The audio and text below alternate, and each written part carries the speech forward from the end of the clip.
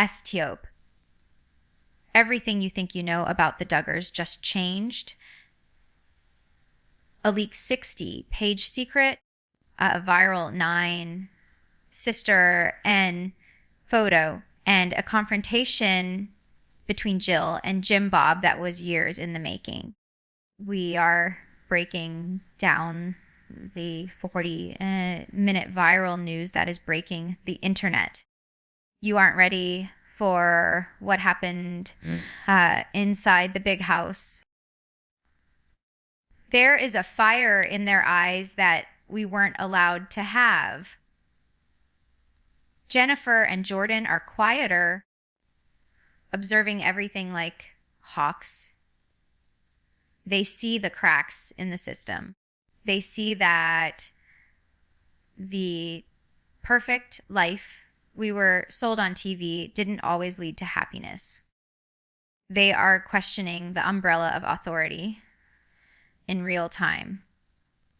Even Josie, the miracle baby who was always protected and shielded, is showing a streak of independence that is startling. The rebellion isn't about shouting or breaking windows. It's about the fact that they are no longer afraid of the outside world. They have social media. They have books. And most importantly, they have us.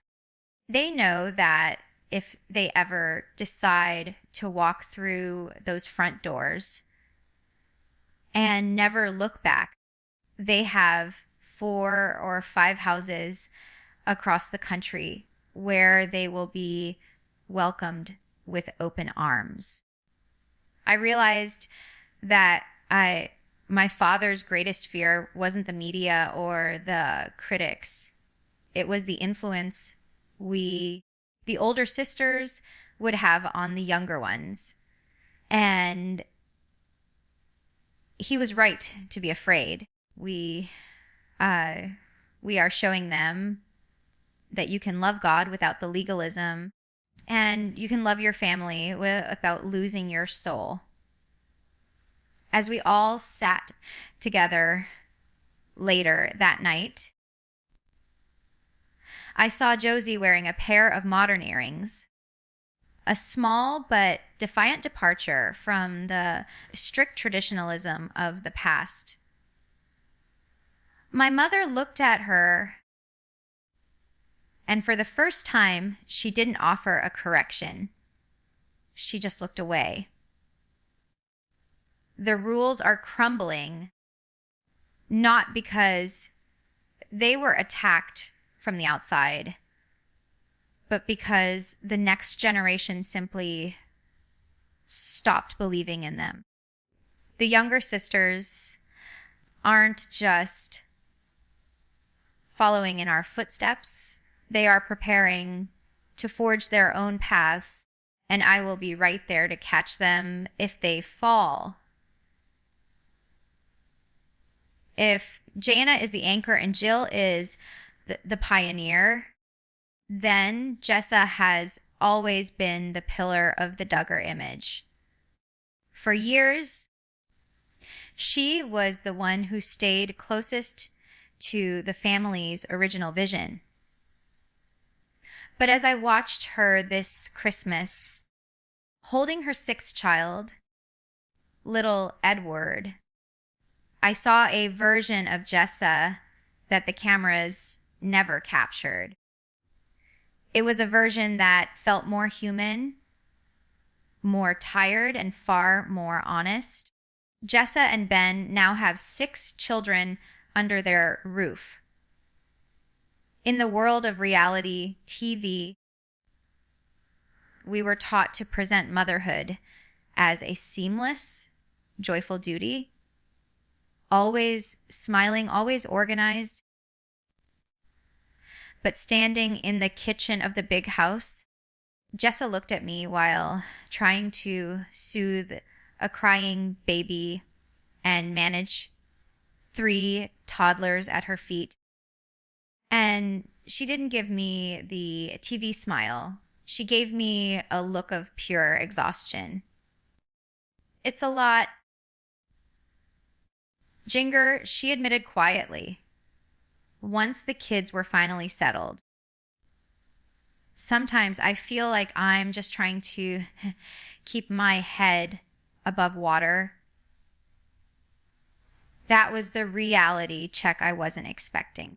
For the longest time, Jessa was the defender of the large family lifestyle. But in late 2025, she is starting to pull back the curtain. She talked about the mental toll of having so many small children so close together. She talked about the pressure of being the perfect Duggar daughter who stayed in Arkansas, the one everyone looked to as the successor to the brand. But the brand is heavy, and Jessa is feeling the weight of it. She told me how she's changed her approach to parenting. She's no longer using the strict blanket training or the rigid disciplinary methods we were raised with. She's leaning into grace. She said, I want my kids to know me as their mother, not just their teacher or their disciplinarian. I don't want them to look back and remember a house full of rules. I want them to remember a house full of love. Seeing Jessa and Jill together was perhaps the most poignant part of this segment. These two were once the stars of the show, often pitted against each other by public opinion.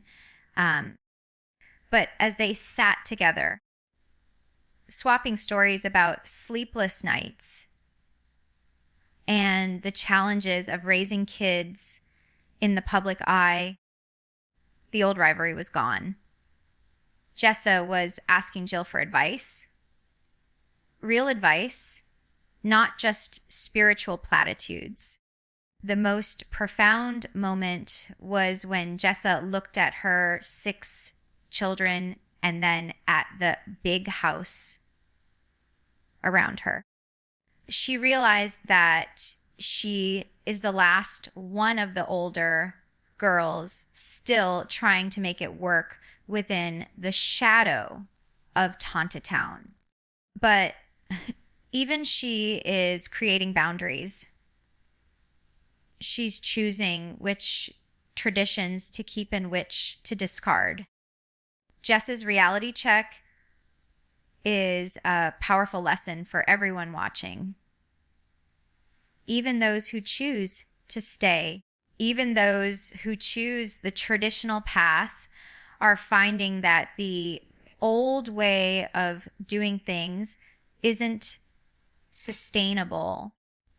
She isn't leaving the family, but she is definitely leaving the Duggar way behind. As she kissed baby Edward's forehead, I saw a woman who is exhausted but liberated. She's doing it her way now, and that's the greatest miracle of all. In the midst of all the noise and the sea of children, there was one moment that felt like the world had stopped spinning. It happened on Christmas Eve in that quiet corner of the library. A room filled with religious books and old family photos. I happened to walk by and saw my sister Jill standing with our mother, Michelle. For years, the public has seen them as 2 women on opposite sides of a battlefield. Jill had spoken her truth about the trauma, the lack of payment for the show, and the broken trust.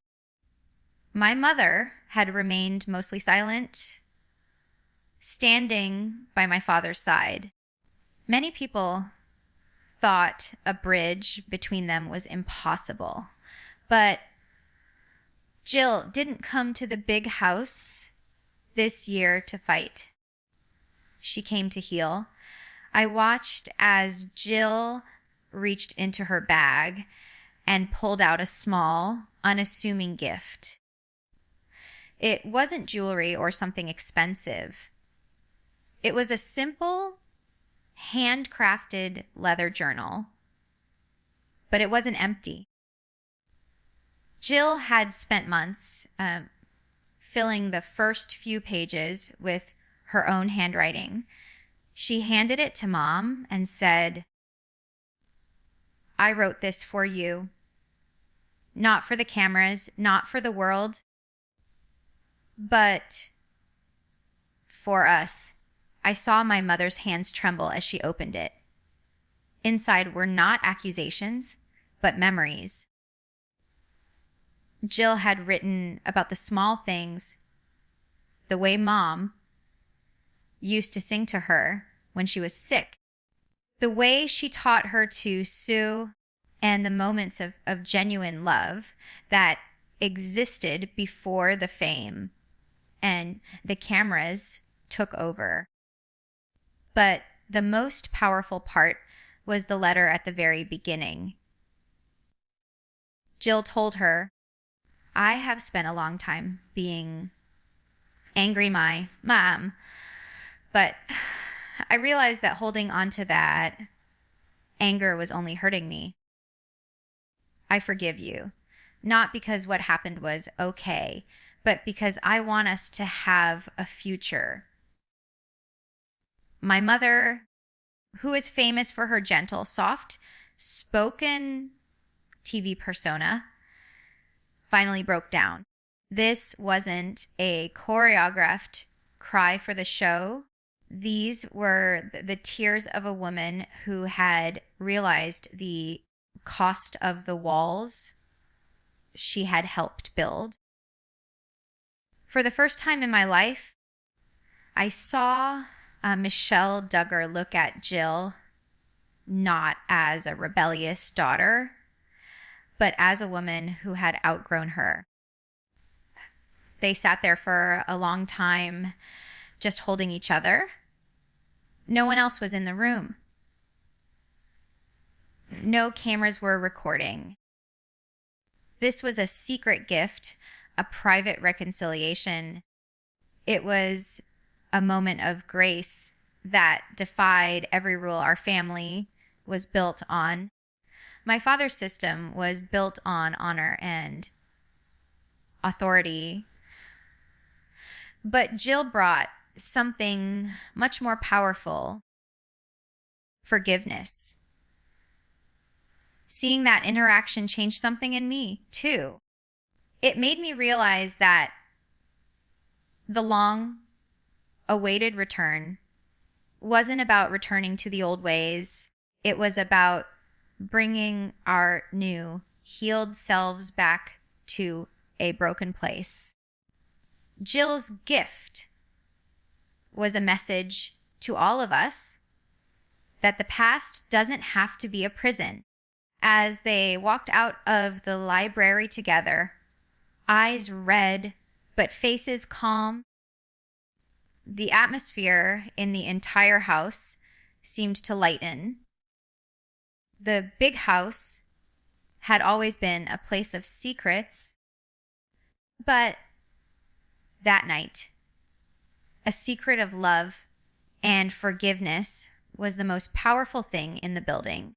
It was the best Christmas gift our family had received in over a decade. For 3 decades, Jim Bob Duggar was the sun around which our entire universe revolved. His word was law, his vision was our reality, and his umbrella of authority was meant to protect us from the world. But standing in the center of the big house in late 2025, I realized that the sun was finally setting on his empire. The patriarchy didn't end with a grand speech or a dramatic exit. It ended because we simply stopped asking for permission. I watched my father throughout the day. In the past, he was always the director of the scene. He would tell us where to sit, what to say to the cameras, and how to represent the family brand. But this Christmas, the cameras were gone, and with them, his stage had vanished. He sat in his recliner, watching his grown daughters move through the house like independent nations. The most telling moment happened during the big family dinner. In the old days, my father would lead a long, structured discussion, often steering the conversation toward his political views or the family's mission. But this year, the table was dominated by the voices of the women. Jill was talking about her advocacy work. Jessa was discussing modern medical choices for her kids, and I was talking about my life in California. My father tried to interject a few times with a traditional platitude, but the conversation just kept moving without him. For the first time, he wasn't the captain of the ship. He was just a passenger. I could see the struggle in his eyes. To him, our independence feels like a failure of his leadership. He was raised to believe that if a father leads correctly, his children will never deviate from his path. But here we were, his most famous daughters, all living lives that contradicted his core teachings. We wear pants. We have our own careers. We control our own finances. And we speak our own truths. The fall of the patriarch is most visible in the way he interacts with the younger sons and daughters. He still tries to maintain the old rules, but the conviction is gone. Even my mother, Michelle, seems to have found a quiet pocket of independence that she never had before. When my father tried to insist on a certain way of doing the gift exchange, Mom gently corrected him in front of everyone. In the past, that would have been unthinkable. Today, it was just a Tuesday. The reality is that the Duggar brand, the multi-million-dollar empire built on the image of the perfect submissive family, is bankrupt, not just financially, but ideologically. The legal battles, the scandals, and the books written by his own children have stripped away the armor. He is no longer the untouchable leader of a movement. He is a grandfather trying to figure out how to relate to children he no longer controls. As the night wound down, I saw him standing alone by the window, looking out at the dark Arkansas woods. I felt a strange mix of pity and relief. Pity because he is a man watching his life's work transform into something he doesn't recognize. Relief, because his loss of power is our gain of freedom. The big house isn't a throne room anymore. It's just a house. And Jim Bob Duggar is just a man. The era of the patriarch is over, and the era of the individual has finally, painfully and beautifully arrived. While the world was busy dissecting our social media posts and searching for clues in our Christmas photos, the real story was happening in the palm of our hands, beyond the cameras, beyond the big house, and far beyond our Father's reach. There is a digital sanctuary we call the Sisterhood Chat. For a long time, we were isolated. Growing up, our only source of information was what was filtered through our parents. We didn't have private phones.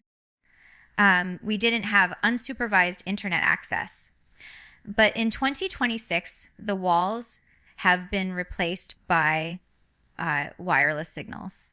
This group chat is where the revolution truly lives. It's a space where we are not Duggar daughters. We are just sisters.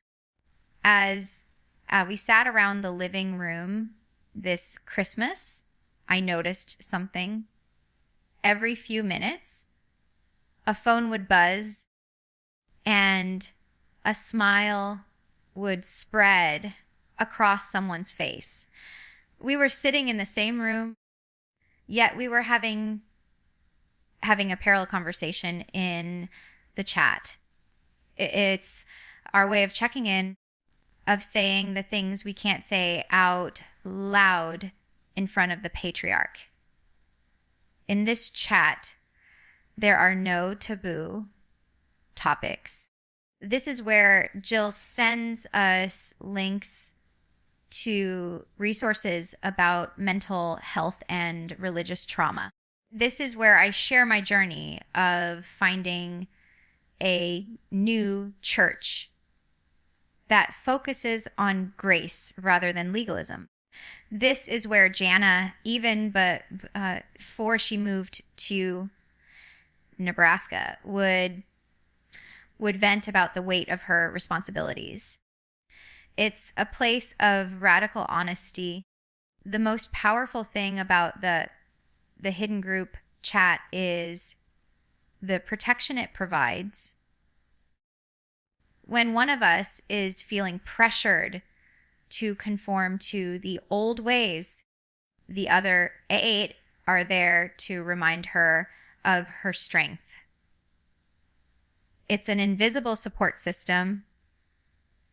During this visit, when the atmosphere got a little too heavy with old school expectations, a message would pop up, stay strong.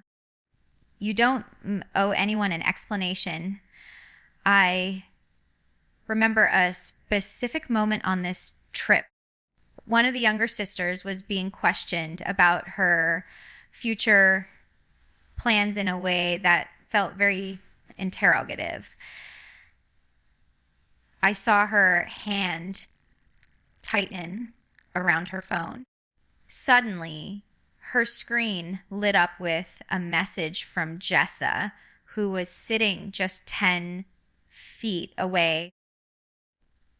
You don't have to answer that. Let's go get some hot cocoa.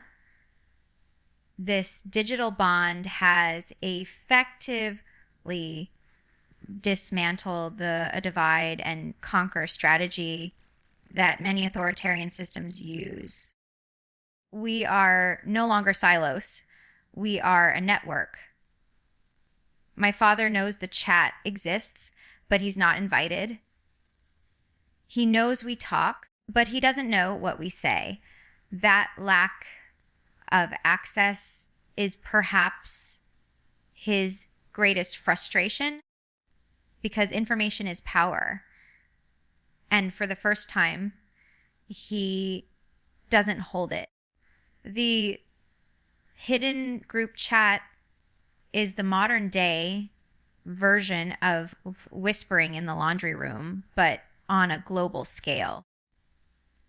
It has allowed us to deconstruct our past while keeping our family ties. It proves that even when you are raised in a house of secrets, the truth will always find a way to connect. As we left the big house that night, my phone buzzed one last time. It was a message from Joy and I. We made it. Best Christmas ever. And for once, she was right. We made it together.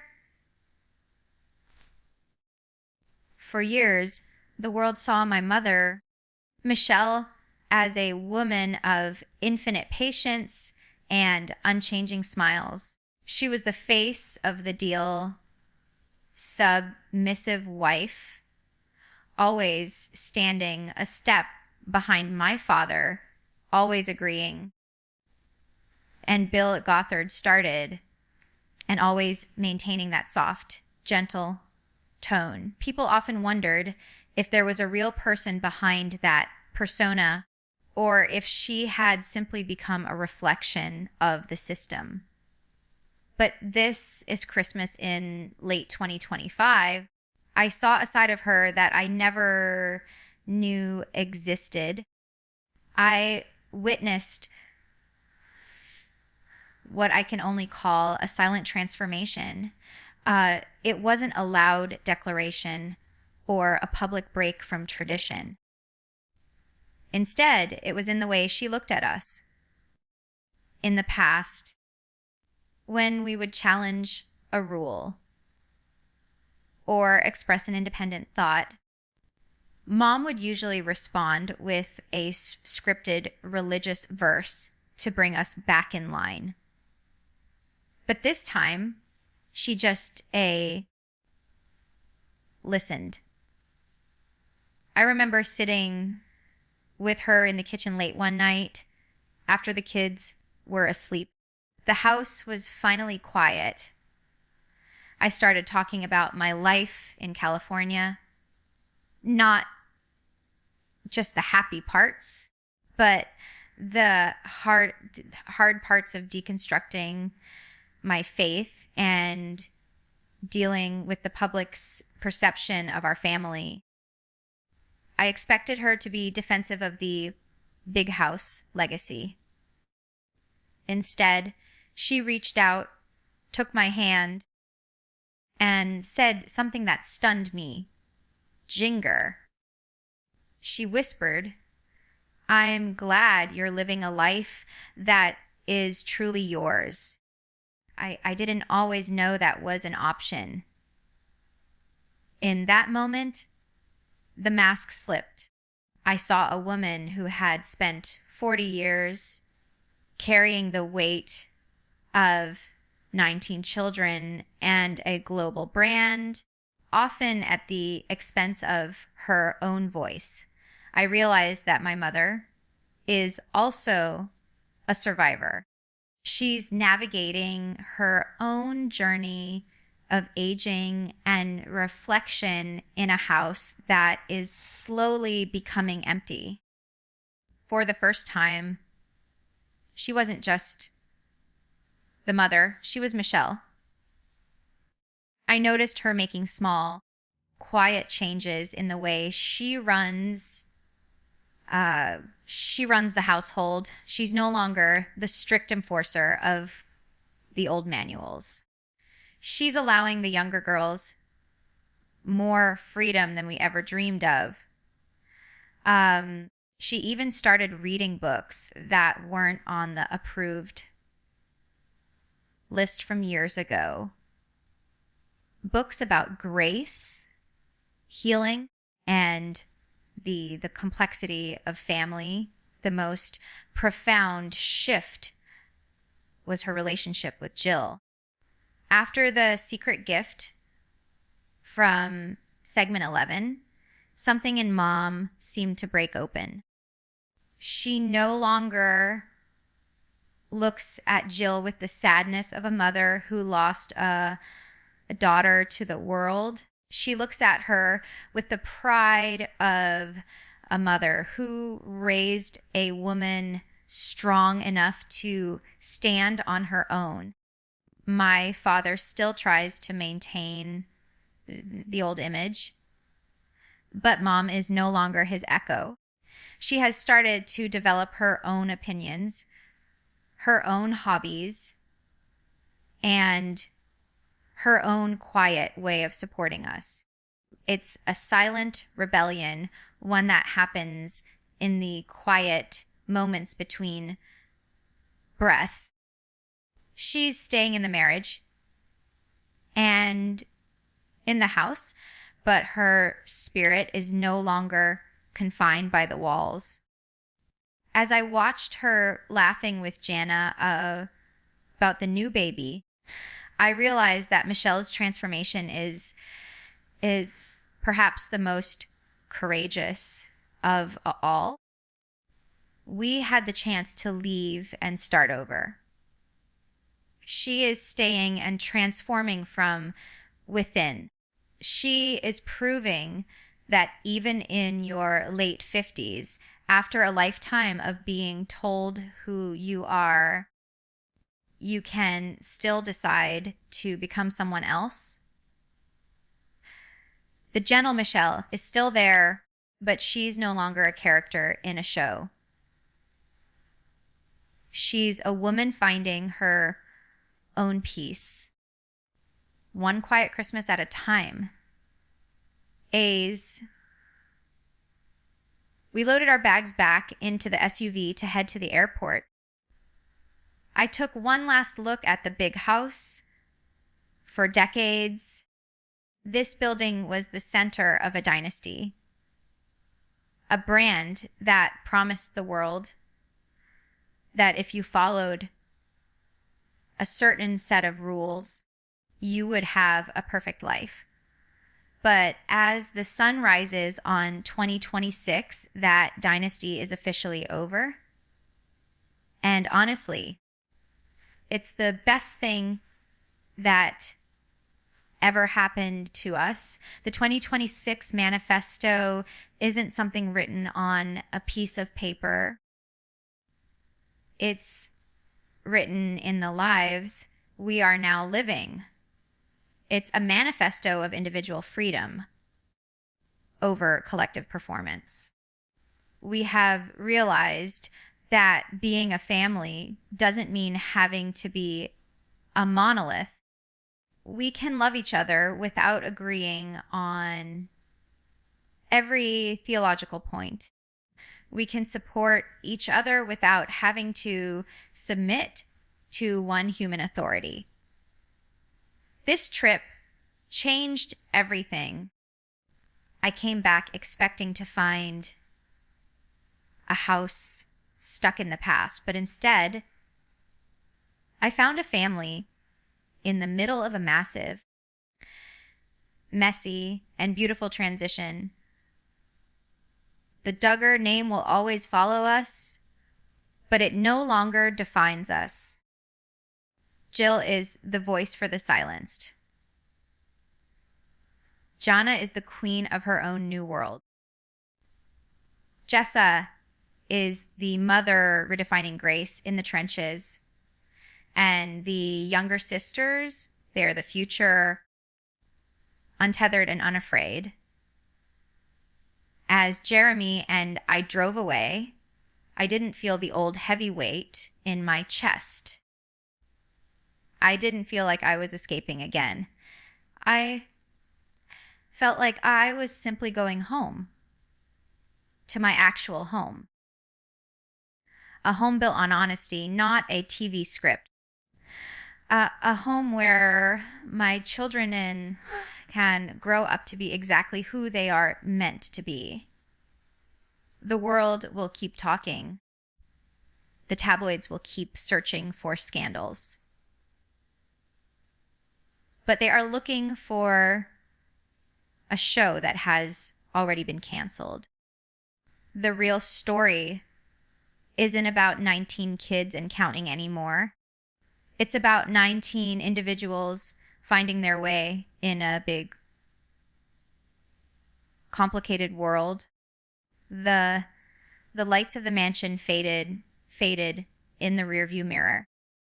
I looked at my phone one last time and saw a photo from our 9-sister reunion. We weren't just smiling for the camera, we were smiling for ourselves.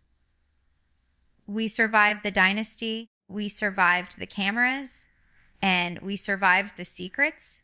2026 isn't just another year. It's the year we officially stop being the Duggars and start being humans. The dynasty has ended, but our lives are just beginning. My name is Duggar Vuolo, and for the first time in my life, I am exactly where I am supposed to be. Free. The dynasty has officially fallen. Jim Bob's umbrella is gone, and the sisters are taking over. Don't miss our next update on the fallout. Hit that subscribe button and turn on notifications. The revolution will not be televised. It's happening right here,